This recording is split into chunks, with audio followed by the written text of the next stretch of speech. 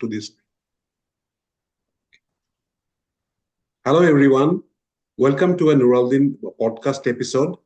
Today, we are very happy to have with us Jon Danilowicz. A lot of you know he needs no introduction. He has been a diplomat, U.S. Foreign Service diplomat for long. He served in Bangladesh as a deputy mission chief in the 2010s, in the 2000 decade. And more importantly, he has been a friend of Bangladesh for Bangladesh's democracy in the last 5 or 6 years through his writings, through his website, the South Asia perspective, and through social media, through all other kind of activism. And this has been very much valued by the democracy activists, Bangladeshis throughout the world, because there has been so few people from outside, so few non-Bangladeshi people who has been vocal about the democracy in Bangladesh during Sheikh Hasina's regime. So here is Jon with us. Let me first go to Rumi Bhai. Rumi Bhai, do you have any question for Jon? No, welcome, Jon. Welcome, Jon. Welcome on board.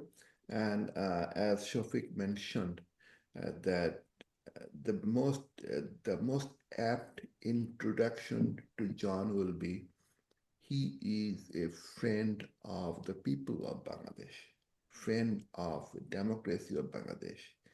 In the dark days of the fascistic previous government, when every channel of expression was suppressed, closed, shut down, there are very few people who were relentlessly fighting the social media paid propagandist of fascists. And Jon was one of the leading voices. And we kind of, at this point, we, the democracy activists, overseas, diaspora based, we found Jon as a godsend to us, that at least someone from a different perspective is speaking on our behalf. We are kind of very lonely, very cornered, very sidelined by India and our fascistic army league hegemony. Thank you, Jon, for that. And also, I think Jon was very in Bangladesh during the tumultuous time of 1/11. Jon was in Bangladesh station at this time. So let me ask Jon to tell me about himself, where he was born, and his upbringing, where did he go to college, and how did he end up in State Department? Great. Well, thank you very much for that warm introduction, those kind words. So my story is maybe not unique among people who end up joining the diplomatic service. In many ways, my desire to become a diplomat was informed by my desire to see the world. I grew up in Worcester, Massachusetts, and spent the first 18 years of my life trying to figure a way to get out of Worcester. I ended up going to Georgetown University, and I attended the School of Foreign Service. And while I was at the School of Foreign Service, I had the opportunity to meet a number of serving and former U.S. diplomats who maybe lit the fire or the embers for me in terms of thinking about that as a possible career. And one of the people who I had the great good fortune of meeting, who later became a mentor of mine, was a former U.S. ambassador to Bangladesh, Howard Schaefer. So in many ways, Howie was the one who really got me thinking about South Asia and about the potential of living and working in Bangladesh. So to move forward, I graduated from Georgetown School of Foreign Service, had passed the U.S. Foreign Service exam, and joined as a diplomat in the fall of 1989. Awesome. Here, based on your first part of your answer, I am a bit curious about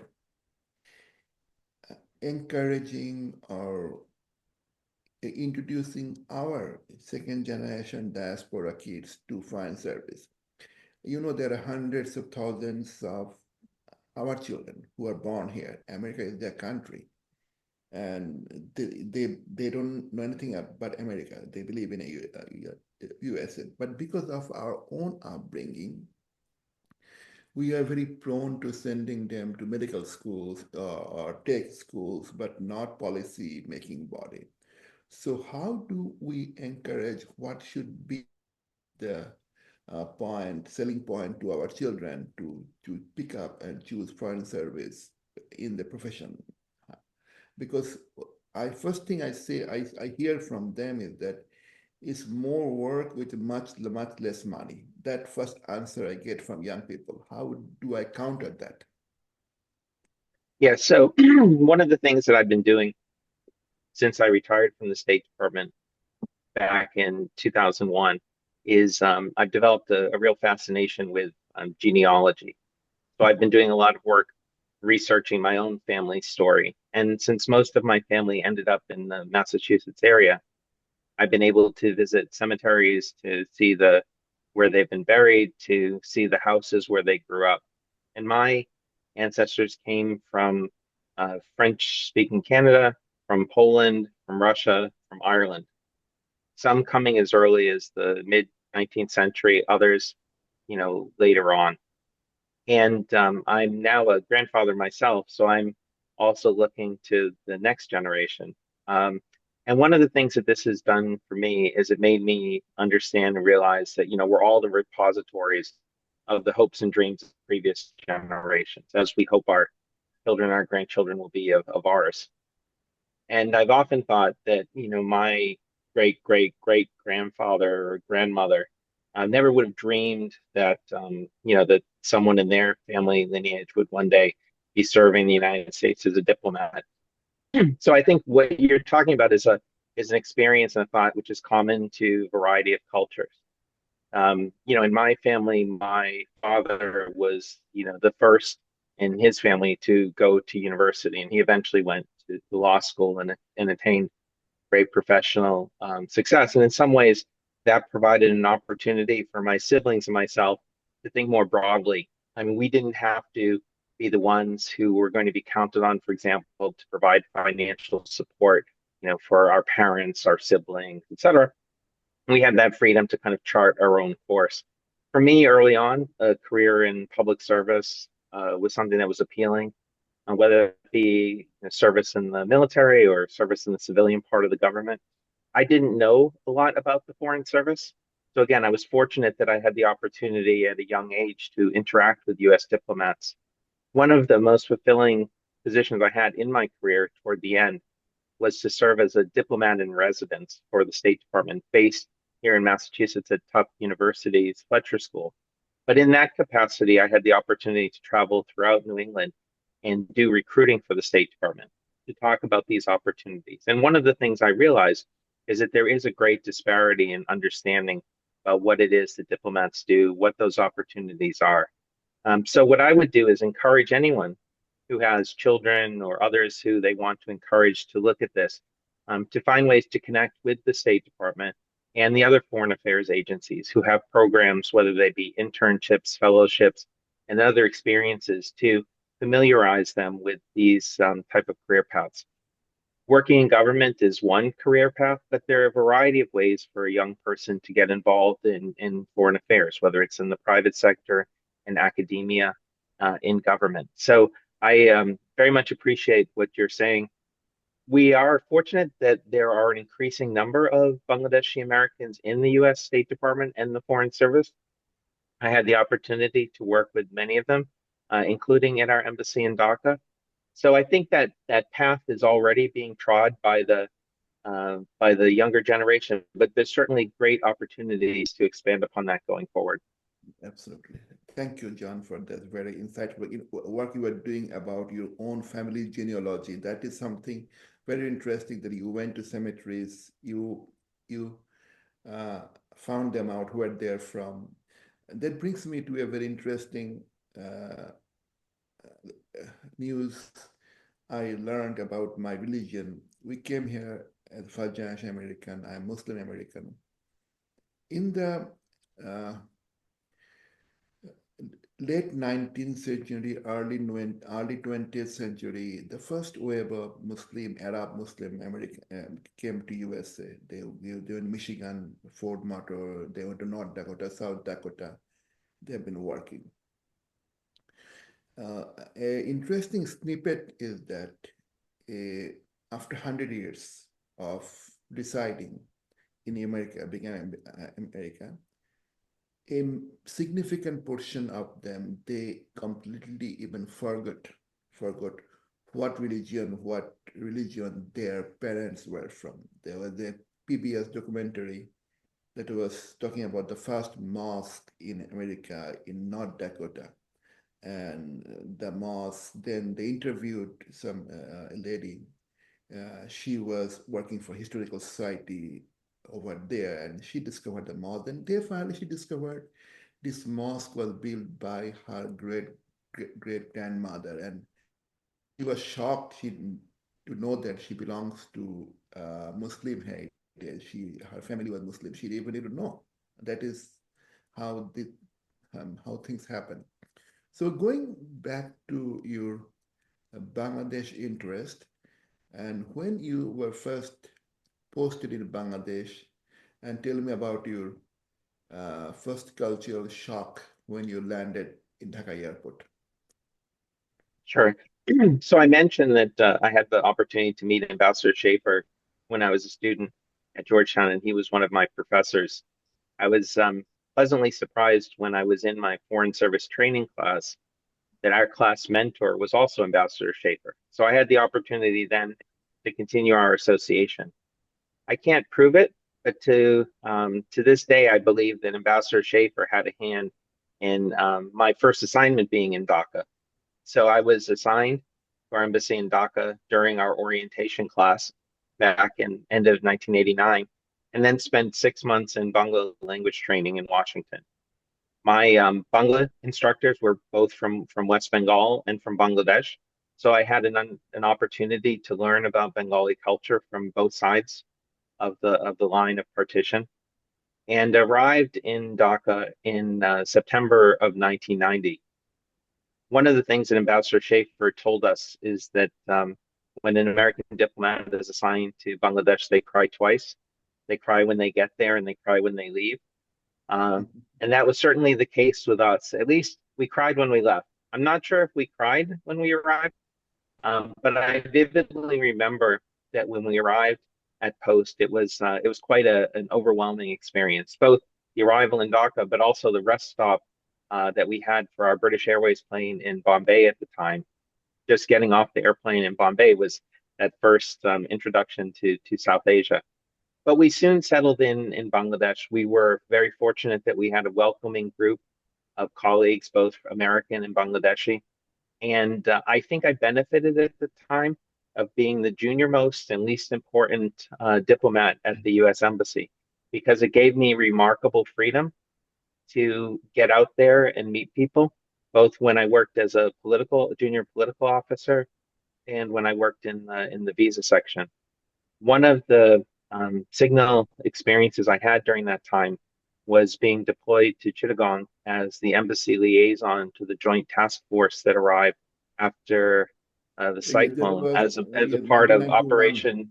as a part of Operation Sea Angel. Operation General, Lieutenant General Henry Stackpole. Henry Stackpole, he diverted the whole fleet over there. I was a student at the time. I saw the activity, General Stackpole, yeah. Right. So I had that opportunity, again, to work not directly with General Stackpole, but with his team.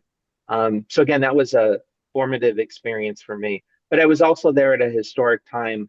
I was there when there was an influx of Rohingya refugees, for example, which continues to be an issue to this day.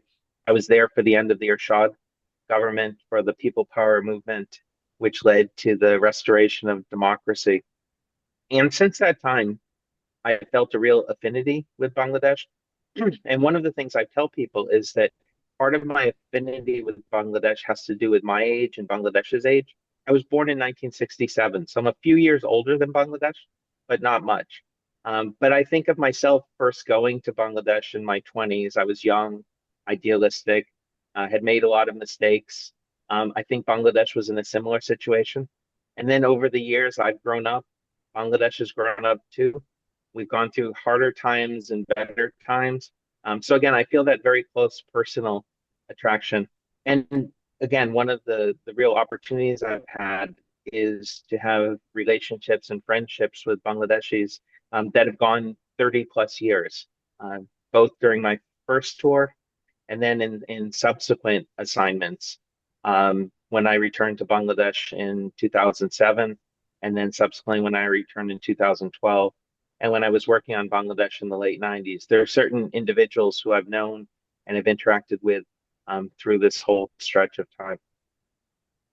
Great. So how Yeah. long you have been posted there? You 1990 until which year you were there? Yeah, so in all, I spent 8 years working in Bangladesh, an additional 2 years working in Washington on Bangladesh issues. And during my time in Bangladesh, for 2 years, I was deployed to Pakistan in 2011 to 12, and then 2014 to 15. And during those years, my family stayed behind. So again, for me, Bangladesh is not just part of my own professional story, but it's deeply entwined with my family's story.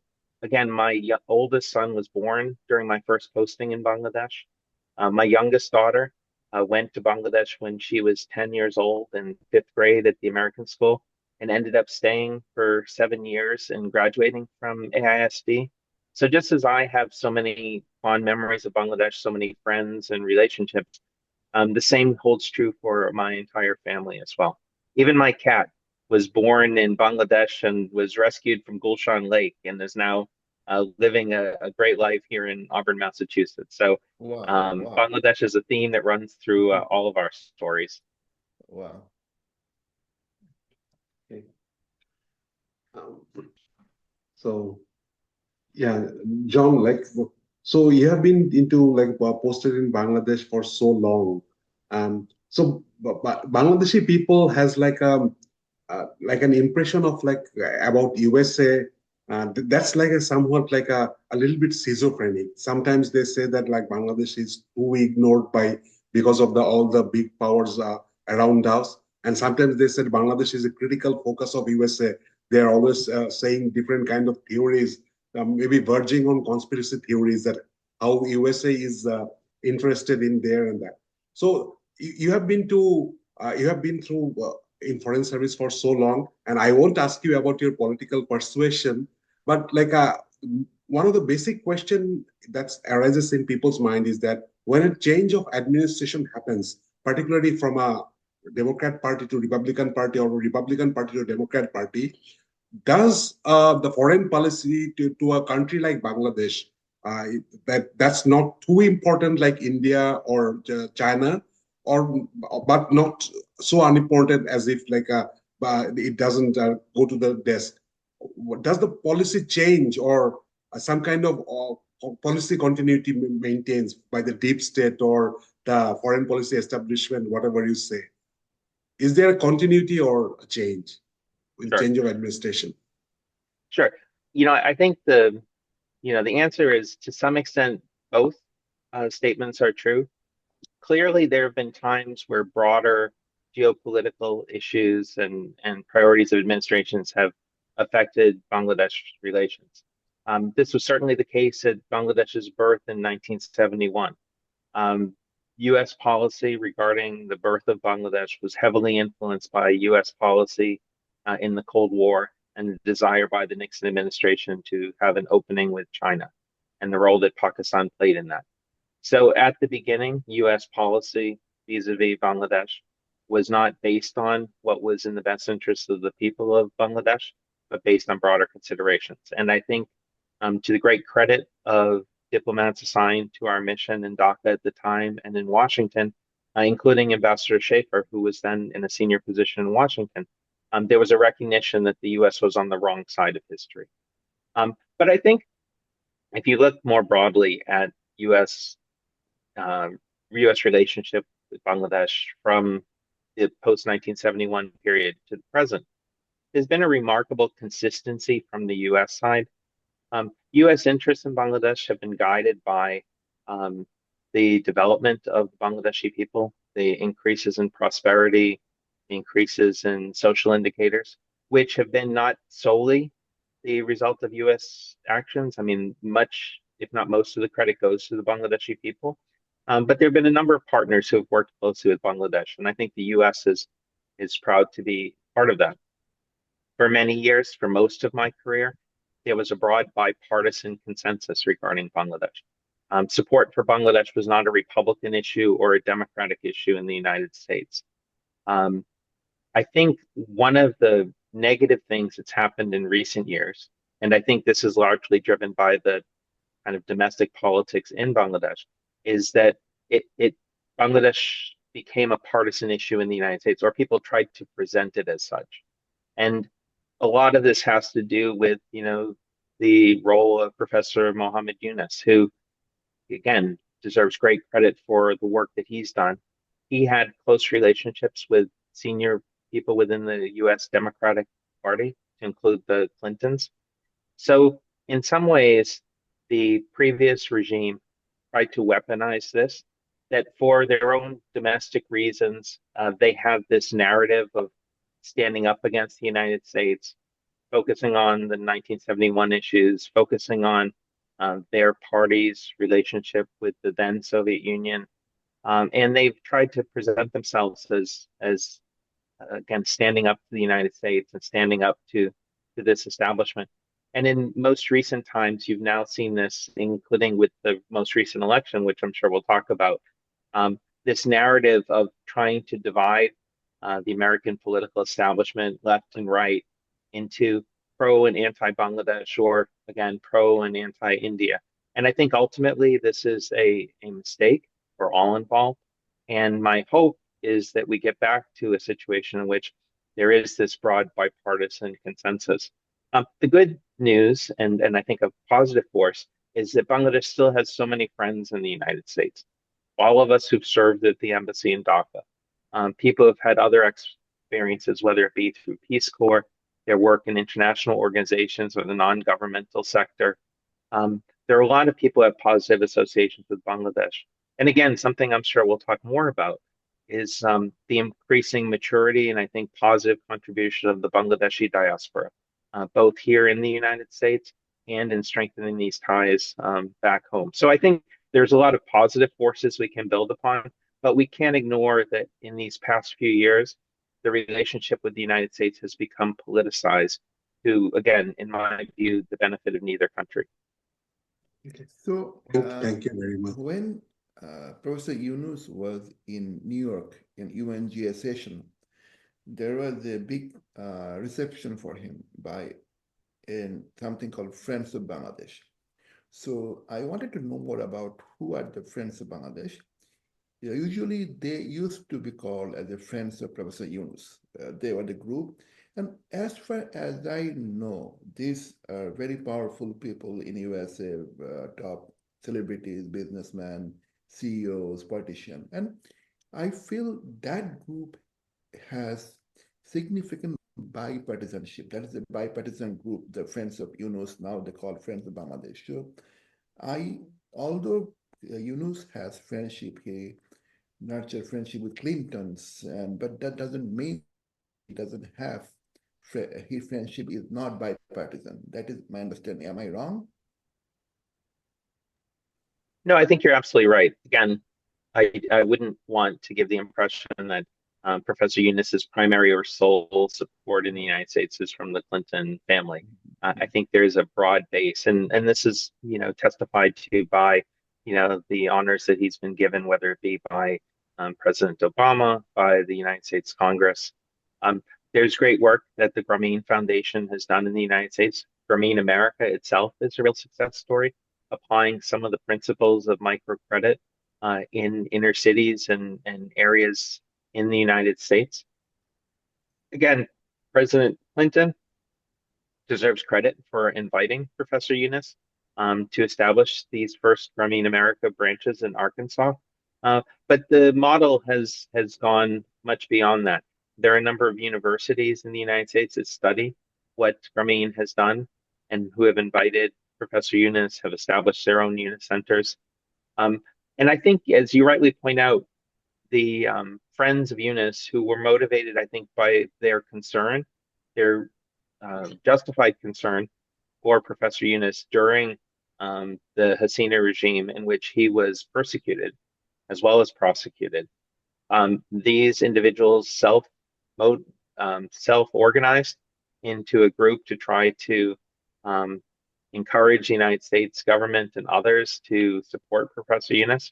But now that Professor Eunice has been given this responsibility to lead the interim government and to promote reforms, I think, again, to their great credit, this group has seen now that they have a contribution they can make by serving as one of the groups in the United States that can help advocate for a return to what I spoke about earlier, which is the type of partnership between the US and Bangladesh, in which the US fully embraces the reforms that are being put forward and finds ways both bilaterally and through other partners to support this.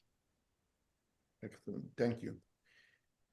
If we go back in the past, you have been around that part of the world or quite involved when there was a political change in Bangladesh. We call it 111 of Bangladesh, that is the 2007 incidents where the army took over January 11, 2007. And that military intervention, now as we look back in history, there is no denying of the fact that either the foreign missions in Bangladesh, the UN resident mission, had significant role to play in that intervention by a military chief and change of government.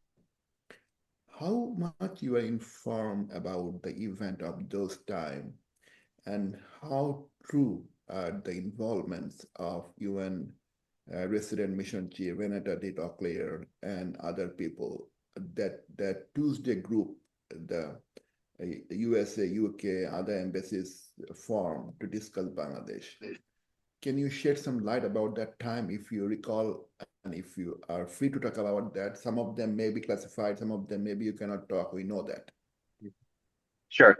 So, I try very hard to speak about things I know, not speculate about things I don't know. And I'll try to make that distinction when I'm talking about something I have firsthand knowledge about versus those in which, I'm providing secondhand information. The first principle, though, I would say, and this holds for the 111 period, and I think it holds certainly for this the events of this past July and August, is that people in Bangladesh tend to overestimate the role that the United States and the international community plays. And I think this is useful to keep in mind going forward as well. The destiny of the people of Bangladesh will be written by the people of Bangladesh, full stop. That said, the United States and other friends try to help where they can, including when there has been in the past a political impasse. I arrived in Dhaka in August of 2007. So about 6-7 months into the tenure of the Fakhruddin government. So I wasn't there for the events of 111. And to be honest, I was working in other parts of the world at that time and wasn't paying a lot of attention to Bangladesh. So everything I know about the 111 period and the run-up is what I've heard secondhand and after the fact. I know there were a number of factors that led to the 111 intervention. I personally don't subscribe to the view that this was primarily the result of some machinations by the international community. It was certainly the case that there was I think, a uniquely motivated group of foreign diplomats who were very active at the time and, as you noted, worked together closely. And certainly I saw after the fact how these countries and some of these individuals continued to work together to try to support the efforts of the 111 government to institute the reforms that they had embarked upon. But in terms of the accusation that it was this Tuesday group or the UN representative or the American or Canadian or British or Australian ambassadors who were orchestrating events. I personally think that that's probably overstated. So this is a very, from you, what you told me, one takeaway point from this specific answer, I want to reiterate for ourselves, for our viewers, is that foreign missions has only, they are the side actors at most. If changes happen, that we believe happens from within the Bangladesh people. That I think we think the biggest power broker in Bangladesh is Dhaka middle class. The moment Dhaka middle class loses trust, loses faith on a regime, and the moment they see that there is no hope of changing the regime through a democratic election process, they started pining for extra election means of removing the government. And we also know that Bangladesh army has been involved in every single non-election government change in Bangladesh. There has not been one single change in government in Bangladesh that happened without the caretaker government, where army didn't play a role. And the Bangladesh army is very much part of Dhaka middle class. Dhaka middle class, Bangladesh middle class.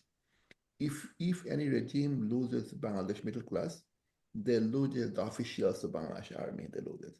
Once the military officers start sharing their view that this regime need to go, things started happening. But in this time, we know army didn't do any coup. Army at the last moment, army did not shoot the general people. Army supported the movement. That's all. But that was a very crucial support. In 111, army took more active role, but again, it was most likely the people, middle class people, wanted to happen. And that probably I agree with you that the everything has to happen from within Bangladesh, within the country, from the people. And foreign actors, we always overestimate and exaggerate their role. We think they are the ones, some puppet master pulling some string, doing everything. That is very wrong conception. And thank you for strengthening that idea again. Thank you so much. Shafiq? Yeah, John, let's go back to last year because you have seen from the front line. So 2023 was a very curious year for Bangladesh.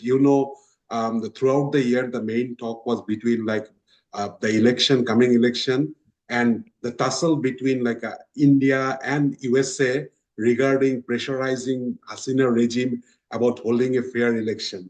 We have seen the complaint from everywhere in India that the USA is becoming like they kind of with perversely saying that USA is undermining democracy, when people in Bangladesh were saying that USA is trying to hold a fair election in Bangladesh. But so at that time, most of the middle class that the Rumi Bhai was talking about, they were actually kind of welcoming an US intervention for democracy, to pressurize in democracy, because they knew that without sufficient pressure from outside, the Hasina regime is not compelled to hold election at all. But then at the end of the year, suddenly the pressure evaporated, and a lot of people said in Bangladesh that USA was not interested in the election at all. It was some kind of big power strategic games. And then after the election, it happened, and then July happened. But after the July uprising, a big story came out in Washington Post detailing all these things that happened in 2023 and in July uprising then. And it more or less confirmed that theory that there was actually big, not a big, I would say, within USA and India, there was a kind of struggle going on about Bangladesh. And India finally said that, hands off Hasina, she is our very important strategic ally. And if you want to be good relations with us, you have to let her be. And you know that because of Indo-Pacific and a lot of other reasons, India is far more important country than Bangladesh. So, what's your take on this whole series of events that happened in 2023 and then the election? I Sure. want to No, add to one yeah, point please. here, John. One point here. There was I think everything changed after this. Our perception, I don't know, is how right we were. There was a tripartite meeting between India and USA, all defense, foreign, and security advice. And after that meeting, we started seeing the significant change in the tone of diplomats. Please go ahead. Sorry Yeah, to interrupt. thanks. So let me start by taking this opportunity to clarify my own role because again, there's been a lot of misinformation which continues to this day. So I retired from the State Department in November of 2021, and at that point, I became a private citizen. So I stopped speaking for the U.S. government, and for the first time in over 3 decades, when I spoke publicly, I could speak on what I believed, not necessarily what was the policy of the U.S. government. So this was very liberating for me. Again, another friend and mentor and two-time boss of mine, Ambassador Bill Milam, another great friend of Bangladesh, invited me to join him and others in an organization in Washington, a nonprofit called Right to Freedom, which advocated for freedom, democracy, and human rights in Bangladesh and throughout South Asia. So I joined Bill on that and began to speak out on issues related to Bangladesh based on my own interests, based on our organization, not based on any direction or at the behest of any organization in Bangladesh or any other foreign entity. So my words since November 2021 have been my words, and they continue in that way to this day. One of the things that Right to Freedom did was advocate on behalf of freedom in Bangladesh, freedom of expression, freedom of the press, freedom of speech, freedom of assembly. And we received some funding from the National Endowment for Democracy to do a series of programs throughout 2023 regarding Bangladesh's upcoming elections. So in this capacity, we had the opportunity to interact with a number of individuals in Bangladesh, the United States government, and others as well. And I was encouraged in early 2023 when the United States government ramped up its rhetoric, at least, in support of democracy and human rights in Bangladesh, leading to a visa policy which was issued in May. Again, having been present in previous iterations of pre-election periods, I was very pleased and encouraged that the U.S. was taking a more proactive stance. As you rightly point out, something changed later in the year. And I was critical of this change in U.S. policy, including in the run-up to the election. The timing is, as you say, around the time of some senior level interactions between the U.S. and India. I don't have a smoking gun. I don't have inside information about what the internal U.S. government decision-making process was. But I do speculate that the United States changed its policy in part because of what they were hearing from their Indian counterparts, as noted in the Washington Post. It may have also reflected a recognition that there was little the United States or others could do to dissuade the Awami League government from pursuing the course they were on. There was a view that there was little that the political opposition could do to change that. So as a matter of practical kind of policy, it was likely that an Awami League government would emerge after the January election, and the United States would need to do business with that government. So basically, the United States accepted the results and tried in the immediate aftermath of January to develop a new relationship. Again, I argued at the time that this was short-sighted and it was a mistake.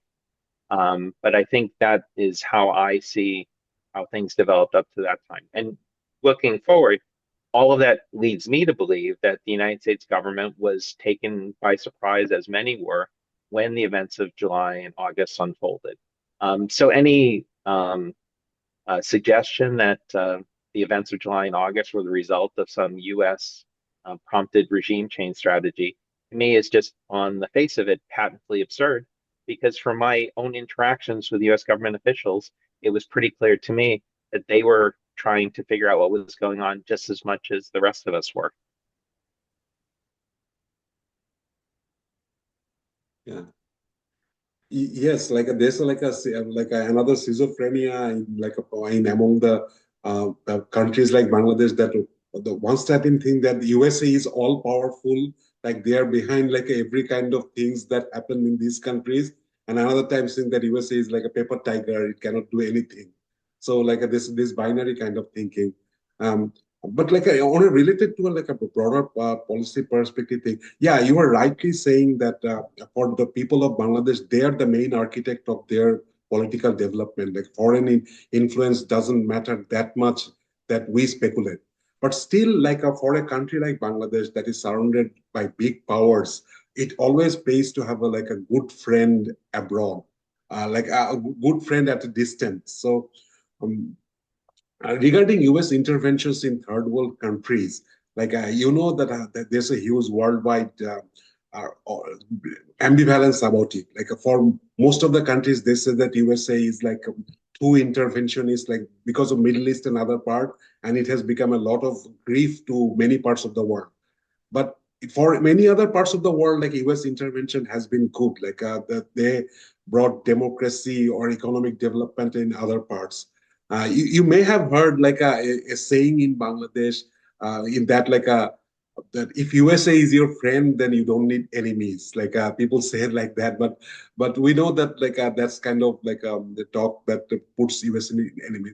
But from your perspective, I want to know that before that there was a kind of continuity in Democrats and Republicans, that Republicans were once the more interventionist in terms of values abroad. We know that the George first George Bush administration, then George W. Bush, they had they had a lot of different faults, but they were more driven by values abroad.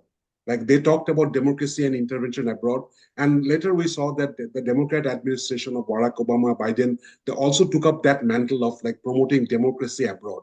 Now, for countries like Bangladesh, promoting democracy abroad sounds good because we have not had bad experience to it in our near future. We had on a more or less good experience from US democracy promotion.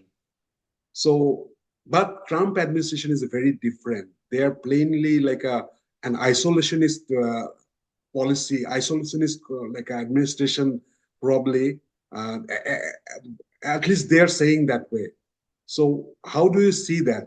That this bipartisan Republican and Democrat consensus of promoting democracy abroad that may come to an halt in this administration. So, again, I sometimes think that there's a false binary in terms of whether policies are driven by idealism or realism, because I think there's so much bleed over. So, for example, pursuing a values agenda or promoting democracy is often kind of characterized as an idealist policy. But I would argue it's very realistic as well, because US interests are best served by having democratic states as partners. So even on this whole issue of the Indo-Pacific Partnership and the efforts to counter China, I mean, for me, a democratic and free Bangladesh is a much better partner for the United States vis-a-vis China than an autocratic Bangladesh is. So again, I don't think that you can say that promoting democracy is not realist. Um, in terms of going forward, every country is going to be guided by their own interests. As I wrote recently with regard to the U.S. election results, from the purely from the interim government's perspective, frankly, I wouldn't worry that much because by its very nature, the interim government has a limited tenure. Now, how long that tenure is, none of us know, whether it's a year, 2 years, longer. But the reality is it's time limited. And given how the US political system works, it's going to be at least another 9 months from now before the Trump administration's foreign policy team is fully in place and before they begin to develop and implement new policies. And I don't think policy with regard to Bangladesh is going to be something at the top of the list of the challenges that the Trump administration will face. So, in some ways, the bigger issues of US Bangladesh relations in a Trump administration are going to be more issues for the next elected government to think about. So, as future elected governments and parties who want to assume that responsibility think about how they will govern, I would suggest that their foreign policy teams start thinking about this, start thinking about how they can leverage Bangladesh's relationship with the United States and other partners. For the interim government, I think they have a very clear and narrow focus: how to promote and implement reforms sufficient to create an environment in which free, fair, and credible elections can be held, and power can then be passed to an elected government. I don't think, frankly, on this, anyone in the Trump administration is going to have a different approach. Um, I don't see how anyone in a Trump administration could think that it's in the United States' interest to turn back the clock to before July of 2024. At that time, you had a government in Bangladesh which was hostile to the United States, acted in a way contrary to fundamental US interests, was engaged in large scale, massive corruption, which made it more difficult for US businesses to compete, had cozied up to autocrats in other parts of the world acting against US interests, and was undermining the development efforts that the US and others had heavily invested in over decades. So I think it's a fantasy of those who support the previous regime to think that President Trump will come to office and that his team will immediately try to turn back the clock to bring back a government that, again, was not acting in a way, that was supportive of US interests. So there are practical areas in which the Trump administration may have different policies than its predecessor and may have views that are different from that of Bangladesh. So again, the approach to climate change, for example, may be one in which there are differences in Dhaka and Washington. Issues related to immigration, issues related to other trade policies. I mean, some of these may be challenges, but again, I think those challenges will emerge kind of over a longer term. But fundamentally, I think there are also a number of areas in which the US and Bangladesh can continue to cooperate. I think the security relationship, the relationship between our two militaries. For example, there was just recently a visit by a senior level delegation from the US Indo-Pacific Command. Bangladesh's continued role in providing support to international peacekeeping operations, for example, is something that the Trump administration will welcome, just as the Biden administration did. Our countries can work together to deal with the problems related to the situation in Burma and the needs of the Rohingya refugees, both in Bangladesh and to facilitate their ultimate return. So I think that in the short term, Bangladesh and the United States can find common ground. The final point I would make, and again, I'd be interested in your views on this, is that the US-Bangladesh relationship is much broader than government to government. Certainly the relationship between the private sector, the US private sector and the Bangladeshi private sector. Again, I've spoken before about the role of the Bangladeshi diaspora. I think there is incredible opportunities to grow that relationship, both, again, to the benefit of the United States and Bangladesh. I think the discussions between think tank communities, I think the broader people-to-people exchanges. So again, the relationship between the United States and Bangladesh is a broad and deep one, which can only become broader and deeper. And it's also not a zero-sum relationship. Again, some people are putting forward a false dichotomy that the United States needs to choose between India as a friend and Bangladesh as a friend. Again, I think this is ludicrous. There's no reason why the United States can't continue to develop a partnership with India, which will have its positive and negative aspects, which the two countries will have to work on, but at the same time develop a relationship with Bangladesh that is to the interest of both of our people. Yeah, excellent. So part of this answer is so strong coming from a former US diplomat in Bangladesh and a US citizen.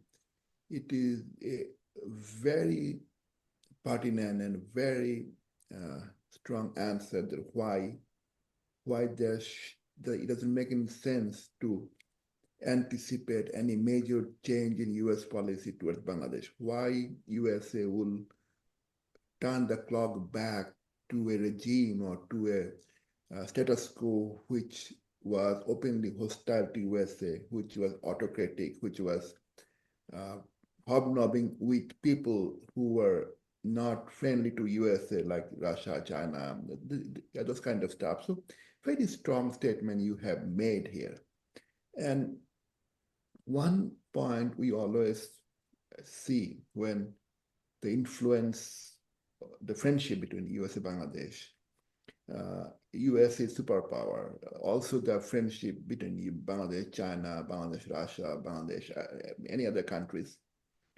One thing that puts USA way ahead of its competitors over how strongly are involved Bangladesh is US soft power. No other superpower or superpower aspirant can match the soft power US exerts in Bangladesh.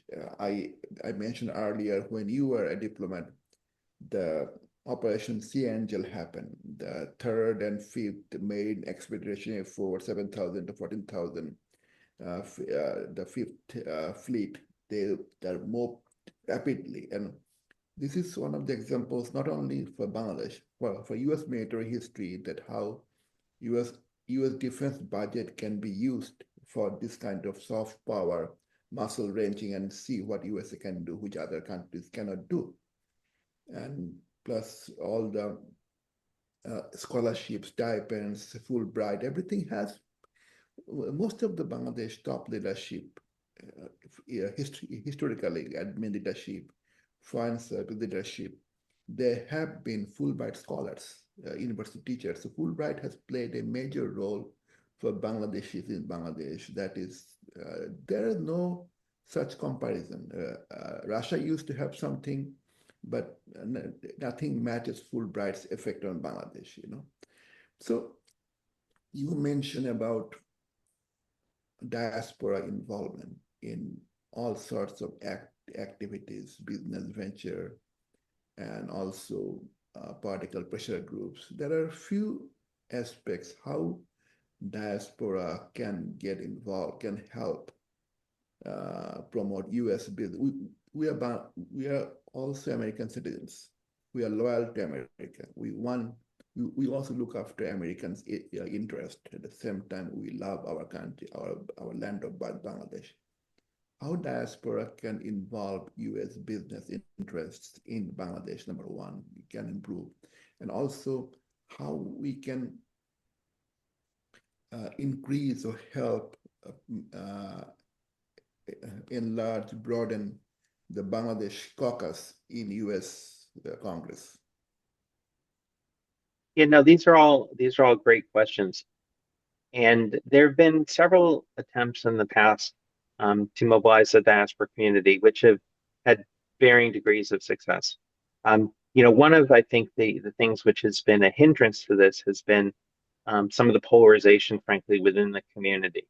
And nothing would make me happier, for example, than to see these overseas branches of the Bangladesh political parties just go away.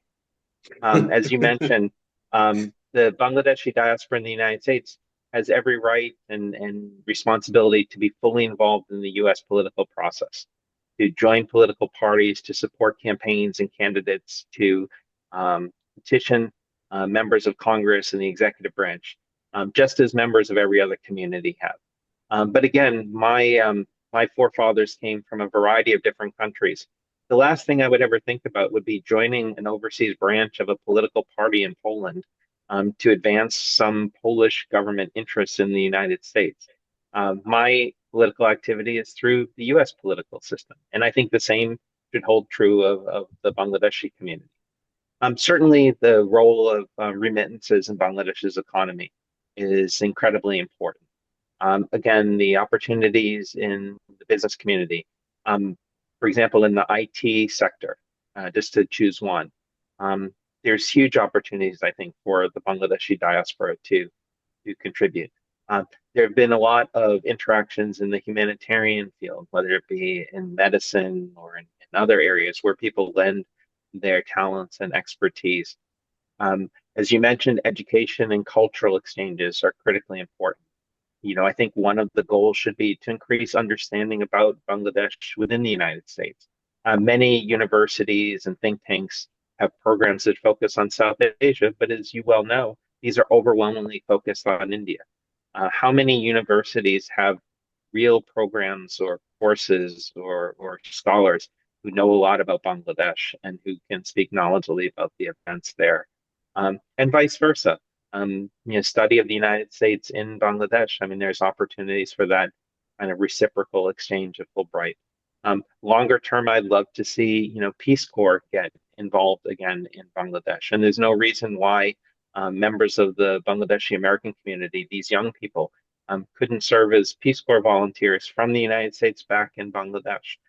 So they would be going back home in a way, but from a perspective of an American wanting to learn more and develop those ties with Bangladesh. I would hope that this is something that the interim government can start, is embracing the diaspora. Again, particularly given the critical role that the diaspora played in advocating for democracy and human rights. But this is not something which should just be done for show. This is something which, again, like all of the other reforms, the interim government can get the ball rolling. But the key is to then maintain that momentum. So this is something that can continue long term, regardless of which political party ultimately comes to power in Bangladesh. The other thing I would say finally is the anti-corruption issue, I think, is critical for Bangladesh and for the US-Bangladesh relationship. Some of the stories that broke my heart during the last administration were about the extent of corruption, the amount of money that had been stolen from the people of Bangladesh and had been spent abroad, whether it was spent in London or in the Middle East or in the United States. When I hear about these oligarchs, purchasing expensive properties in New York or elsewhere and living these luxurious lives based on money that they'd stolen from the people of Bangladesh, again, there's no reason why the Trump administration, the Department of Justice, the Internal Revenue Service, the FBI, and others shouldn't fully cooperate with Bangladesh's attempts to recover some of these stolen funds and to bring them back home and ultimately use them to the benefit of the people of Bangladesh. And this is something that I'm certain the US business community would welcome, because anti-corruption efforts create a level playing field in which US companies can compete for business in Bangladesh and grow the economic relationship. So again, I think there are plenty of ways to kind of bring this together. And the final thing I would say to link this together is there has to be an element of, I think, truth-telling that needs to go on about what happened in the past. And I would encourage members of the Bangladeshi diaspora in the United States who have firsthand knowledge of the misdeeds of the past government to include some of their corrupt activities to come forward and to share that information with appropriate authorities in Bangladesh and the United States so that those who are guilty of these crimes can be held accountable. Yeah, hearing your last words, I am tempted to allude to a recently leaked telephone conversation between the fallen dictator Sheikh Hasina and one of her political operatives in Bangladesh. She was instructing her political operatives, to do a political rally in Bangladesh holding Donald Trump's photo placard, and have taken some photo where the placards have been destroyed, beaten, and this kind of stuff. So these are the actions has been being done to create misperception about Bangladesh. But let's go back to a little bit direct question. I know that from your vantage point, you may not be able to answer in a direct way, but you have worked with two interim government foreign advisors during 2007, Iftikhar Ahmed Chaudhry, now Ambassador Tawhid. So if you have to, I know it's difficult, if you have to grade them, who has been a better diplomat for an interim an unstable government for Bangladesh? So I think even though I'm no longer serving in the State Department, I'm still a diplomat at heart. So let me answer your question diplomatically. The first thing I think you have to recognize is the different nature of the two governments. So Iftikhar Chowdhury was the foreign advisor in really a military government with a civilian kind of overlay. If I had to provide some feedback on the role that he played at that time, I think the way in which the interim government insulated itself from the international community on the civilian side was not in its best interest, because what ended up happening was everyone thought that if you wanted to get something done in Bangladesh during the 2007-8 period, you went to the cantonment and you talked to a general or a brigadier, and that was how you got things done. Like even when we talk about diaspora engagement, it was DGFI that was organizing the various diaspora engagement. And when an intelligence agency does things like this, they have their way of doing it, and it casts a pall over it. So I think the interim government in the 2007-8 period had that as a primary disadvantage. And this is not something that I laid Iftikhar Chowdhury's feet. This is a broader, I think, challenge that that government had. Turning to the present, I think the advantage that Tawhid Hussein has is, and the rest of the interim government, is that they are in charge. The military played a role, as you rightly point out, in August. They played the right role in not killing more innocent Bangladeshi citizens. But then they've receded to the background. They're providing support to the interim government, as every military will provide support to a civilian government. But nobody thinks that the generals are calling the shots these days in Dhaka, and that's a good thing. So my advice to the Bangladesh Foreign Ministry and Foreign Policy Establishment is to think more broadly about the role that Bangladesh's diplomats should be playing. There's a very narrow traditional role of diplomacy, which is to maintain relations between governments, to deal with foreign ministries, to go to National Day receptions, to deliver demarches, and to stay within that narrow lane. I don't think acting in that way serves Bangladesh's interests at the current moment. I think all of Bangladesh's diplomats need to be storytellers. They need to tell the story of the July Revolution. They need to explain to the world what is happening in Bangladesh, why the country needs to move forward and can't move backwards. And this message can't just be delivered to foreign ministries. This message needs to be delivered to the populations in the countries in which these diplomats serve. It needs to be delivered to the business community. It needs to be delivered to elected officials at all levels. It needs to be delivered to think tanks, to academia, and the media. And it's not something that diplomats can do alone. They need to do it in partnership with others who share the same goals. And again, I come back to the diaspora. If I were Bangladesh's ambassador in Washington, my first meeting would not be with the State Department. My first meeting would be with members of the Bangladeshi American community to say, we're all in this together. How do we work together collaboratively to advance the interests of our homeland in the country that is now your homeland? And how do we build these ties? And who should we talk to? Who in the business community? Who in your local communities? Who at your local university? The State Department will always be there, and the Bangladeshi ambassador in Washington will always be able to meet with a senior State Department official. That's the easy part.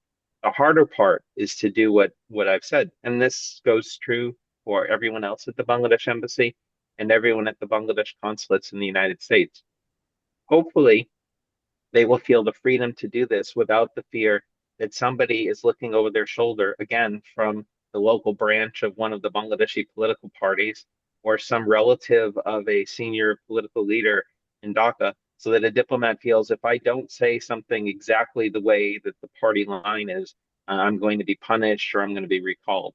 So I think this would be my advice for the Foreign Affairs Advisor and the Foreign Ministry, is to see the role of Bangladesh's diplomats in a much more expansive manner. Great. Shafiq? John, if you have some more time, for the interest of our listeners, can you say something about the decision-making process in the U.S. foreign policy establishment Like we know that President Trump won't be a very hands-on president. He famously didn't read the briefs at all. While Biden, maybe in his early years, was very hands-on because he had a lot of foreign policy interest. So, who are the key appointments that we should be looking for? Like who makes decisions regarding policy making of a country like Bangladesh? Like there is a national security advisor, foreign secretary. The like what are some of the like can you speak briefly about the possible decision making process in an administration like this, or like who are the key appointments we should be looking for? Sure. Well, now we've entered into graduate school seminar mode, right? Because U.S. Okay. foreign policy decision making is obviously a very complicated subject, which many very smart academics and others have studied and written about. So they know far more about this than me. But it's just a simple practitioner. At the end of the day, the buck stops with the president, and the president has the right and responsibility to set the foreign policy agenda. But as you noted, the president has many demands on his time. And it is a rare event when a president gets directly involved in a foreign policy issue, particularly with a country like Bangladesh. So the policy tends to be delegated. On a day-to-day basis, it's the Department of State. Again, a Secretary of State will likely not spend much time working on Bangladesh issues, nor will the various undersecretaries. So usually then it's delegated to the Assistant Secretary of State for South and Central Asia, currently Don Liu, but to be replaced by an appointee of President Trump. And then on a real day-to-day basis, there's the Bangladesh desk within the South Asia Bureau and the various officers there working in close, contact with our embassy in Dhaka. Other agencies, other parts of the U.S. government obviously have interests, the U.S. Agency for International Development, the Department of Defense, depending on the issue, other departments in the U.S. government. And particularly to coordinate the different parts of the U.S. government, it's the National Security Council. So most national security councils have a national security advisor and deputy, and then have various senior directors and directors. So somebody will be given the responsibility, again, for South Asia. And on a day-to-day basis, the director for the South Asia issues at the National Security Council will work closely with the Assistant Secretary of State. So this is the kind of foreign policy apparatus. Many of those positions are going to be filled by career employees. There'll be some political appointees. And then obviously our embassy in Dhaka has a critical role to play. It's unfortunate in terms of timing that the events in Bangladesh transpired after Ambassador Haas's term had come to an end, and after, he had, or while he was in the process of retiring. The individual who's been nominated to be the next ambassador is a fantastic officer who knows Bangladesh well. I think there's some questions at this point whether his nomination will move forward before the end of this administration. With everything else that has to happen in the lame duck session, that's probably unlikely. So then President Trump will have to nominate a new ambassador. Whether he renominates David Mealy or he nominates a new individual remains to be seen. But the practical matter is it will probably be some time before a U.S. confirmed ambassador is on the ground in Dhaka. So it's not ideal in terms of the U.S. team. We're in this period of transition. But from Bangladesh's perspective, as we talked about, most of what the interim government has to do, they have to do themselves. This is not something that they're waiting for some approval in Washington. So again, in my most recent writing on this, my advice was keep calm and carry on. I think Professor Yunus and his colleagues should carry on implementing the agenda that they've put forward.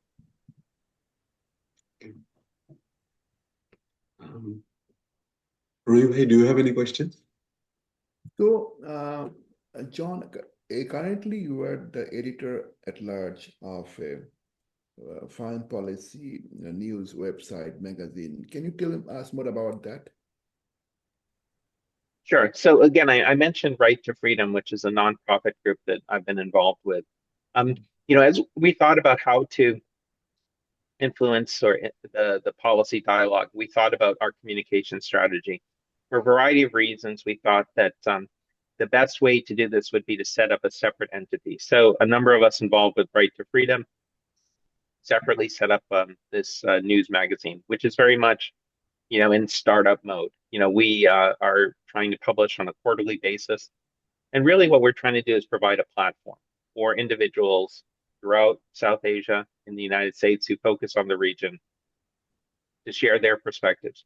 We're not breaking news at SA Perspectives, we're providing opinions. And we welcome views from and submissions from a variety of different perspectives so that we can stimulate the kind of debate that should take place, both in print and online. Yeah, will you be welcoming articles from authors like Diaspora community? Shafiq is a very he's a very prolific political commentator, Shafiqur Rahman and many others. Will you be accepting contributions from them for that specific news magazine you have? Yeah, not only would we accept them, we welcome them. And again, we welcome them from a variety of different perspectives. Hopefully we can stimulate debate. One of the challenges during recent years in Bangladesh was an environment in which people felt inhibited from putting forward their views. Certainly people in Bangladesh felt that way, but I know even many people outside the country felt that way. And one of the things that we've recognized is this is not an issue unique to Bangladesh. Within South Asia, including within India, there's a similar sense that freedom of speech, freedom of expression have come under threat. So part of what we try to do at SA Perspectives is to provide this platform for people to feel free that they can put forward their views. And then we can amplify them through social media, through things like your podcast, et cetera, so we can promote new voices. We do publish in English. We have an editing kind of mechanism where we don't edit for content, but more to try to maintain the standards. But certainly we welcome contributions. There's information on our website about how to contribute, but of course, I'm happy to provide additional information about that as well. Excellent, thank you. So we will be, we'll definitely like to see contributions from significant people from Bangladesh side. And also this podcast, Nuraldeen, is one of the sister projects of a bigger platform called BRAIN, Bangladesh Research Analysis Information Network. BRAIN is 1 year old. It is an office in Dhaka. It has few employees. We are basically working on archiving Bangladesh history, researching, analyzing, and doing a major political think tank type sessions. So we will probably, BRAIN can work in collaboration with your organization, and we can do more, obviously. So we almost talked more than 1 hour. I'm seeing my watch. So before we end, my last question will be, you spend significant time in Bangladesh. Just give us 1 or 2 snippets about your stay in Bangladesh, the people, 1 or 2 memories that still picked it.